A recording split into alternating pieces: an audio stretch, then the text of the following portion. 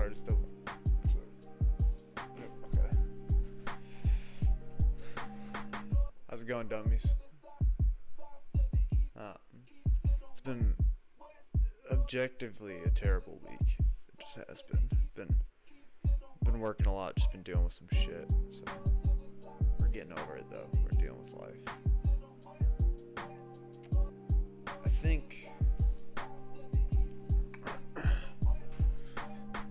I think there's quite a few people, that feel this way in life.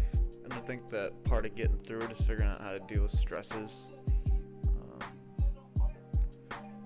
And eventually being able to live with a heavier load than you were before. And heavier and heavier and heavier until you bear responsibilities when you're old and you hand them off to the people after you. Hopefully in a more organized manner than you got them. We're just people that, you just walk into the room, you organize it a little bit, and then you leave. And somebody else comes in and uses it. It doesn't have any... You don't have to do anything when you're in the room. You don't. You don't have to put anything back. You can destroy things, you can make things worse, but... Maybe just try something. Maybe just try something one time.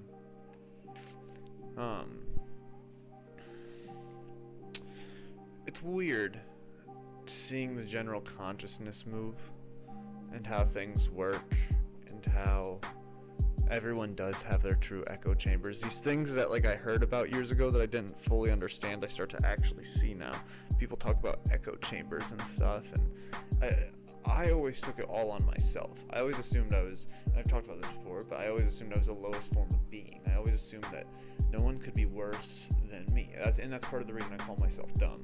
It's part of the reason I do all these things and why I have this podcast is because I truly feel as if no one gives a shit. And that's not a feeling. You understand? That's a value I hold very sincerely, is that no one fucking cares. And it's not that should make your day worse. It's that you should be able to look around, you look around the room, and you go, hey, if for this 30 seconds I'm the only one who cleans it, I'm going to do it. I'm going to make it a little bit better. I don't know if that all makes sense, but I think we're getting there. We have a lot of people who are almost radical, so it'll be interesting. But just America today. I know this sounds like mumbo jumbo, but just today we are so fucking alienated from everyone, everything, and everything that makes us truly human. And we look at other people and we say they don't have that. They don't have what makes us human. But the difference is that you are wrong. Is that what makes them human is what makes them wake up in the morning. Is the same thing that wakes you up in the morning. It's not God. It's not whatever God you think you're correct about. It's not whatever scientific method you think will allow you to be passed down through history. It's none of that. And what's interesting too, though, is that once you realize that, is that all that stuff starts to have a lot more meaning because it can no longer be taken away from you. And that's something I have a really hard time with doing. I have a very hard time walking through doors that I need to go through. I always have, though. And especially, though, I am a type of person, though, that is very interesting that as soon as the first Band-Aid's ripped off and I feel it, it's whatever. I'm fine with it. But it's one of those things that, it is just a bitch, Life is truly a bitch. But it's really about taming it, I think. I don't know. Like I said, you don't have to do anything in the room. You can just sit here. Speaking of, I think some people sit in the room too long. And metaphorically or literally, whatever. And I think it makes people desperate. It also makes people very smart, though, you understand. A lot of folklore, myth, and things are based around these people who have sat around for extended periods of time and didn't have anything to do but think and to plot. The best villains come out that way. The best prizes are from those things. And I think a lot of life is about patience when we don't normally take that route. We usually go the short route. We cash in on anything we can quick. And that's why I think that Brian Laundrie is a national hero. And you understand? So follow me here. And I know you're like, this is insane. How could, one, we don't know what he did. Okay. I'm not a lawyer. If you're watching me, you're not a lawyer. Pray to God. And, God, got my blood pressure up a minute there. But Brian Laundrie has been gone now for however long, like 3-4 weeks, almost a month, which is pretty intense.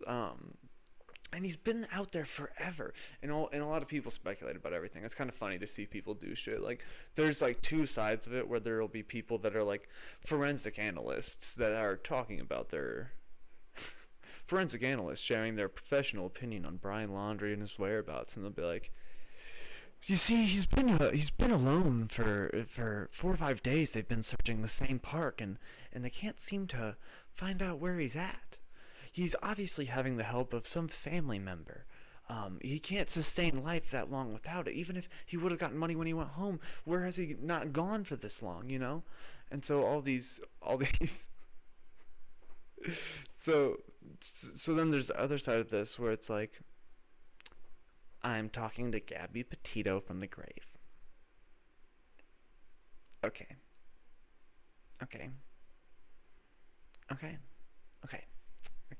So,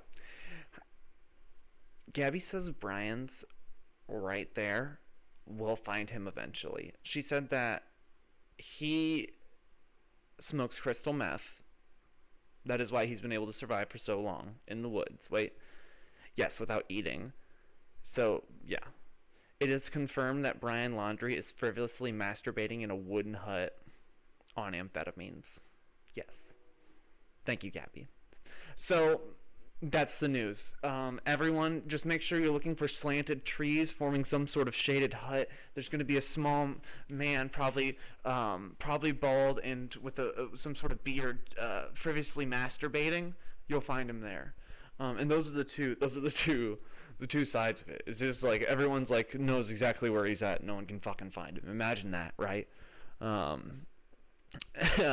it is funny to think that like what his life was truly like, you know, because like I don't know anything about it. I didn't look anything up. It makes it better if I have my head canon and then no one else can tell me what's truly happening in the world. But it is funny to think that Brian Laundrie went back to a family home. All right, and if I know anything about white families, it's that they want to tell you everything about their children, good and bad. Okay. I've talked to white mothers about their son's cocaine addiction for no real reason while they're picking up a number 4. You understand me? Okay? These people are insane, okay? And it's partially secondhand PTSD and seeing these things and feeling helpless. I get it. But the other part of it is that you see Brian Laundrie go home and he probably got money, got some food. They probably slapped him on the ass, gave him a lasagna. If I know anything about white people, they cooked him a lasagna. And they told him, thank you for coming by. Sorry, we'll never see you again. He's like, I am going to kill myself. They're like, of course. You can't go to jail, you know? And so they gave him a lasagna, a slap on the ass, kiss on the cheek, and he went off. And it's interesting to think, because like my aunt called Crime Stoppers on a man rolling a blunt in his car because she saw him drop tobacco out the window for $50. So that man went to so a black man went to jail for $50 that day. If that's not literal headhunting, if that's not legal headhunting, I don't know what it is. $50. And for what? For a guy to actually have his life fucked. For the state to make real revenue. That's what they're doing. They use that program so they can make other revenue. And they can take his car and his shit. And Brian Laundrie can't be fucking found? What? It's like you know he had to be so fucking cool at Thanksgiving, man. He was probably like hanging out with his cousins, like, what's up, dog? Like fucking shaking up with them and shit. You know how like all 3-year-old kids will come up and like give you pounds and like I just learned that. You're like, that's dope, dude. I mean like, well, and now there's like 3-year-olds with TikTok, so they'll like come up and they'll throw gang signs and you're like, that's adorable, but like you don't know enough to sign back. You know, you'll throw up like whatever, but they know way more than you. You can't hang. It's, you know, he just had to be so fucking tight. I bet, oh, dude, I bet he'd go there and, like, I bet he'd go there and be like, well, let me see here. Let's see the white people.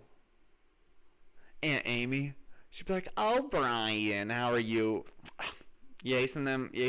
Hey, Gabby. Hi. And she'd be like pretending to be happy and like taking Instagram pictures. Like she'd be wiping tears and like putting Instagram filters up where they're like laughing and smiling. And then Brian would be like, "Oh, just getting straight A's." Or kids would run up, you give him a big old bear hug. Say, "How's it going, scamp?" And Gabby just wouldn't stop crying. He'd be like, "Shut the fuck up," and then they'd like all just get quiet for a second, and they'd all start laughing. They'd have to whine. Everyone would forget about it.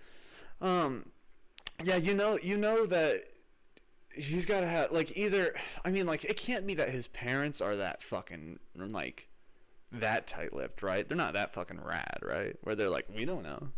Like the FBI comes up and they're like, "No, he was never here, dude."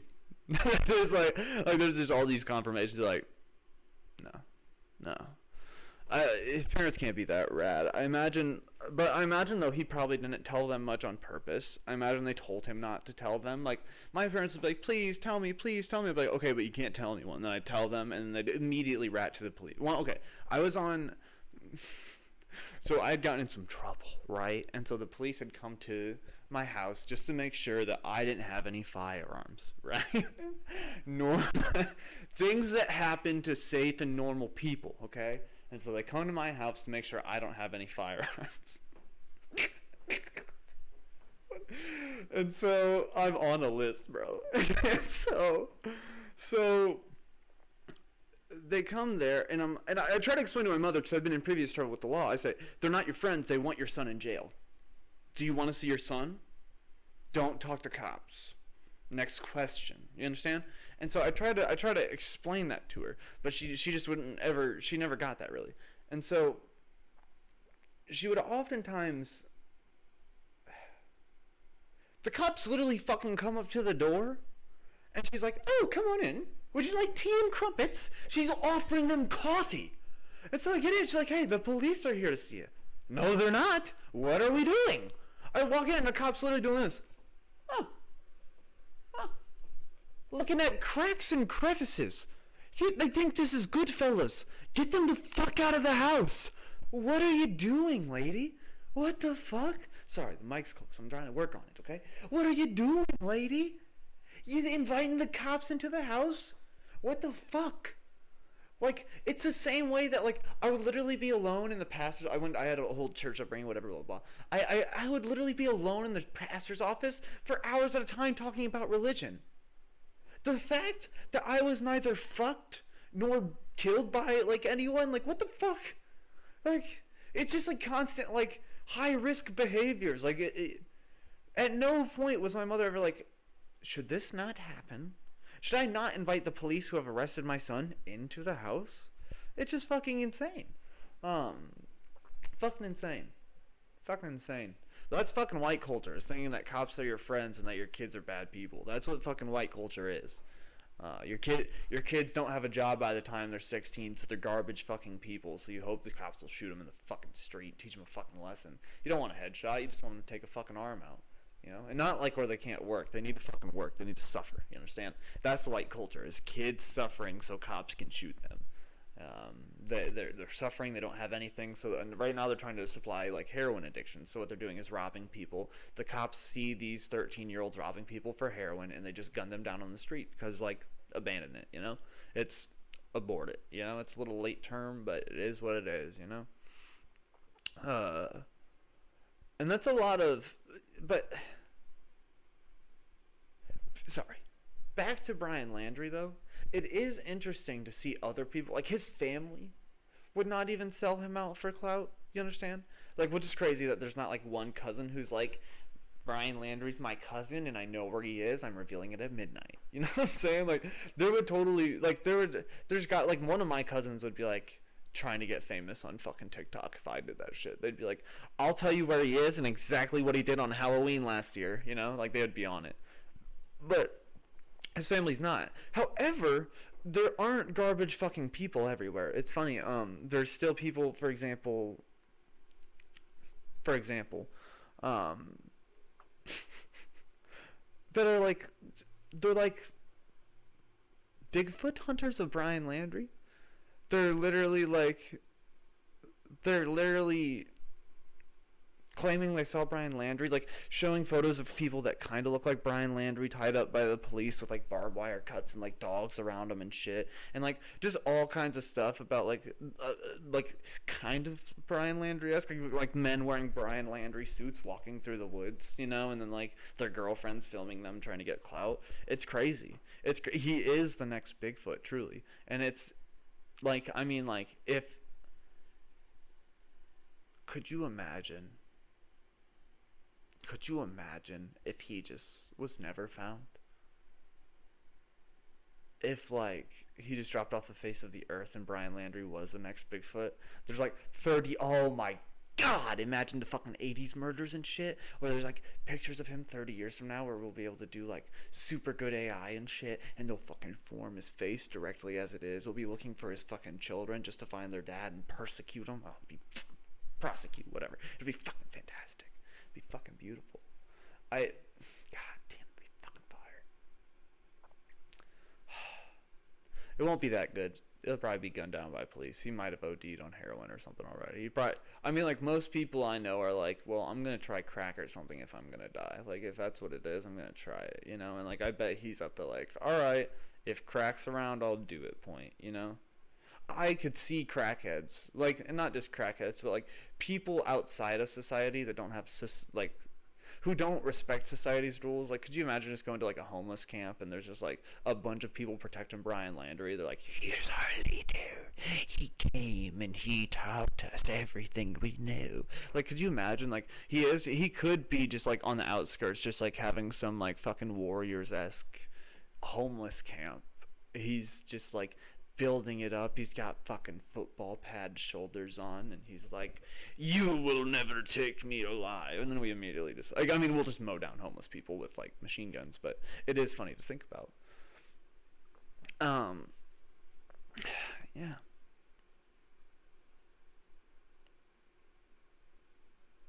I wish them the best. You know, I mean, as best as it can get. I mean, the whole thing is, I mean, like, it's just, like, the whole pretending and everything is just so weird, man. It's just so fucking weird and, like, I guess that's what it is. It's like, it's truly a picture of, this is what's happening. You're fucking killing yourself. Every time you go to post something online to make for somebody else, you're fucking killing yourself. And no one fucking cares. No one's gonna fucking care until you're dead and they can find your boyfriend like he's fucking Bigfoot and get famous as fuck. You understand? That's when people will care. The artist's art is never worth more than when they are dead. You understand? It's the same. It's with everything. It's with Gabby Petito only matters because she died. I don't know if I should have said that, but that's how I feel. But whatever. And there's a lot of things in society like that. Things that matter to very few people. Like, for example, in, like, I don't want to sound too shitty, but, like, Gabby Petito's family, they genuinely care about her. They genuinely thought she was doing well. She was probably trying to put on this facade for everyone around her. It's hard to cry for help when you're constantly trying to put on something for fucking Instagram. That's who you want to be. That's who you're pretending to be.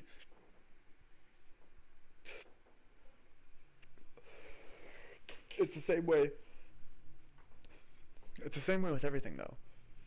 There's a show called Hooked on the Look.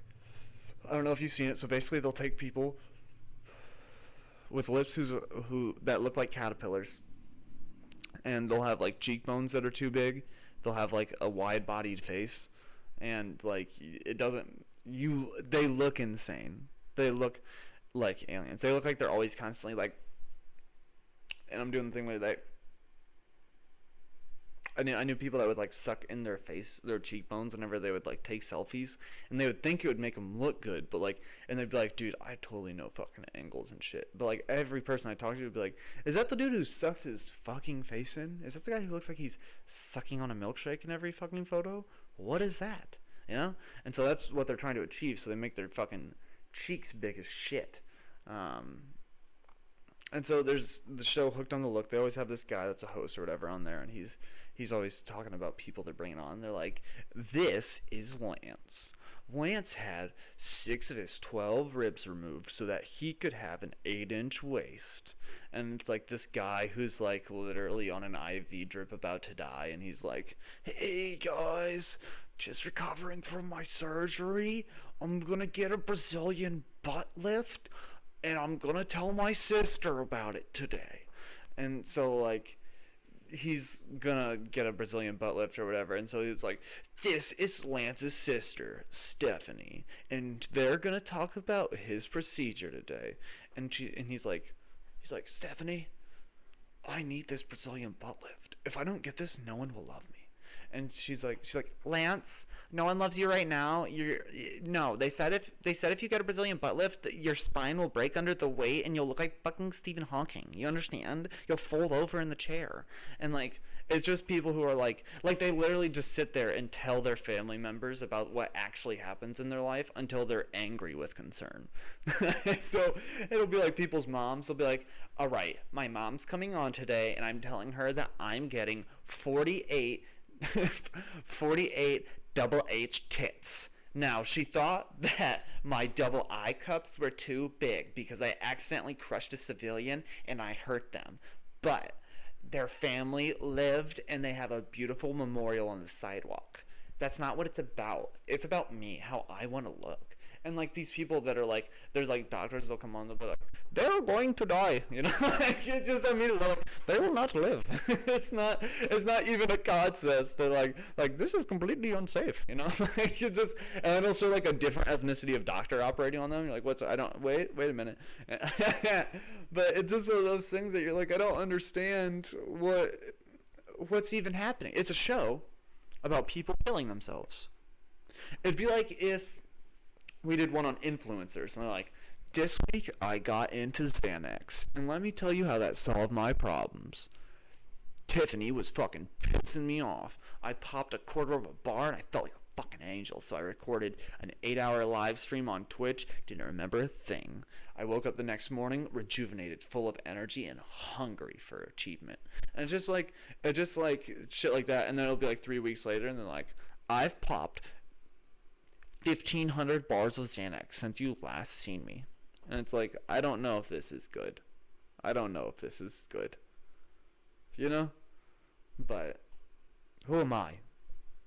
Yeah? Those guys haven't been to rehab. But that's it. That's all America. That's what we want to see. We want to see somebody doing worse. The cops last week, it's the same thing. We don't do well. Stop. Shut up. Fucking fall over. I want to see that. You know when America was founded on the fucking Three Stooges and people just poke each other in the eyes, beat each other on the head, and they'd be poor? It's hilarious. They're garbage fucking people.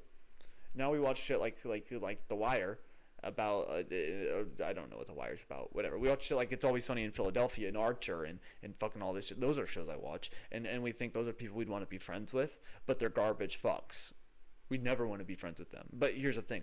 Our society is so shit nowadays, we can't even tell the difference. We think we would want to be friends with all of these people on these TV shows, when in reality, they're fucking unbearable. Every person off Friends, I would murder and then go to jail, and I would serve my time because their characters deserved it. Now, I'm not talking about the people, Matthew Perry, Jennifer Aniston. They deserve to live. That's great. Their characters, though, got stabbed in a fucking alley and left. Let me show you that fucking season premiere. Okay? That's what the fuck I would do with Friends, okay? The last S would be bent the fuck over, and I'd be over the top of it fucking stabbing it. You understand? TV's garbage. But whatever. It's interesting, though, especially about the looks. Whenever you have these people that are constantly changing their bodies to look better and killing themselves for it, you have the opposite side, the like complete opposite radical acceptance of it.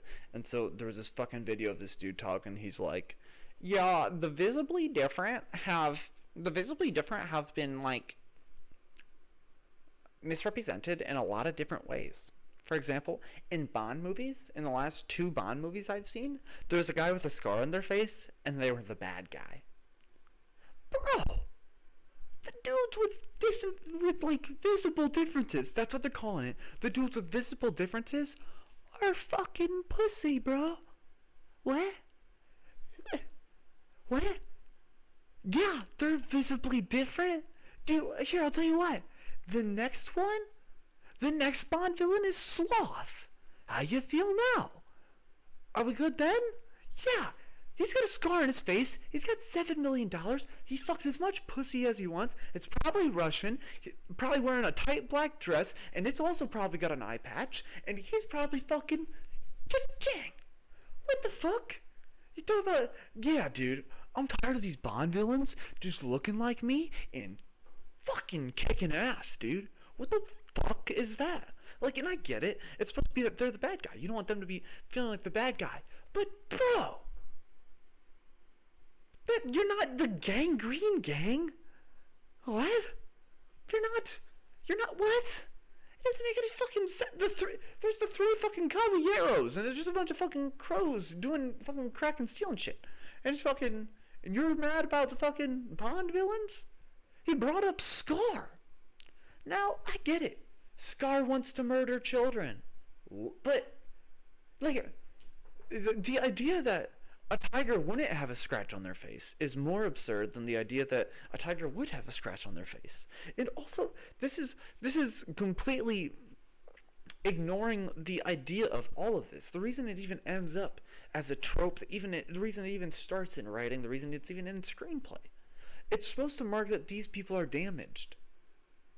It's supposed to mark that these people have something else going on. It's supposed to mark that other people have those things and you just can't see them. Share that message. Don't be fucking gay about Lion King. You know?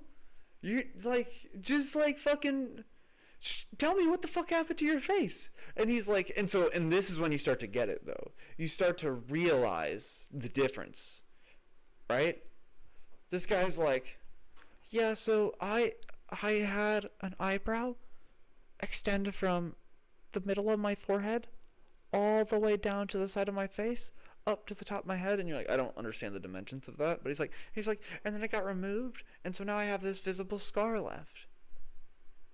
Bro, yeah, I'd be pissed too if Scar's fucking rad as shit and he's a fucking tiger and fights people and that's how he got his shit, and fucking Bond villains get their shit from like eating like razor sharp pussy or whatever they do, like, but because Bond villains are so fucking tight, and then you're like, oh yeah, my eyebrows were a little wild, you know?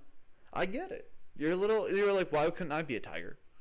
Why wasn't I a lion? Why wasn't I a lion? You know? Why wasn't I a Bond villain eating like razor sharp pussy next to a laser, and that's why my eye has this like asymmetrical cut that's beautiful? Why? I don't know.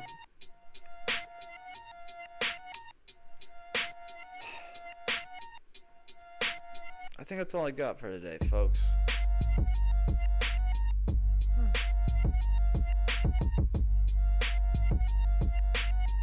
Yeah, I think that's what I got. We'll see how it is. I appreciate you guys listening. Thanks for being here, dummies.